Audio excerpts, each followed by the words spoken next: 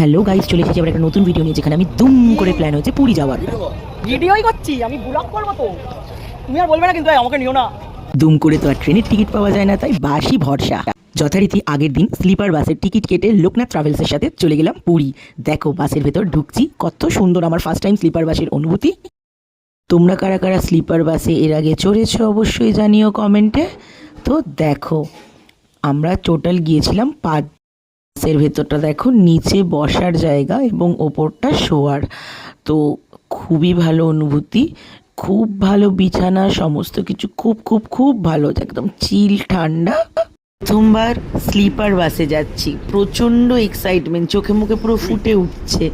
তো ভিডিও শুরু করছি, তোমরা কিন্তু জানিও কেমন হচ্ছে ভিডিওগুলো, ঠিক আছে? তো এই যে উনি দেখছেন পা ঠেকছে কিনা, ঠেকছে মাথা না, বেটে লোক তো, মাথা ঠেকবে কি করে।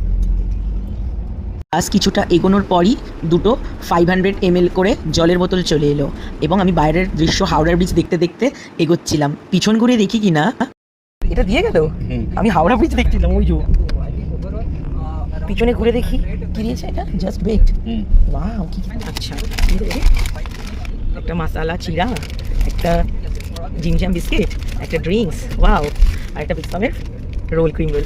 বাহ, ভালো ভালো টিফিন দিয়েছে, কিন্তু খুব সুন্দর স্ন্যাক্স দিয়েছে। বন্ধ করতে করতে সকালবেলায় মাসির বাড়ি থেকে স্বর্গদ্বারের উদ্দেশ্যে পৌঁছে রুমে এন্ট্রি, দেন রেডি হওয়ার পালা সমুদ্রে যাওয়ার জন্য। খুব এক্সাইটেড আমি। তাতে গিয়ে রুমের মধ্যে বসে থাকা আমার একদম পছন্দ নয়। খুব সুন্দর একটা হোটেলে থাকছি, ভীষণ ভালো মজা লাগছে। রেডি হবো সমুদ্রে হুড়াতে, হু হু হা হা হা।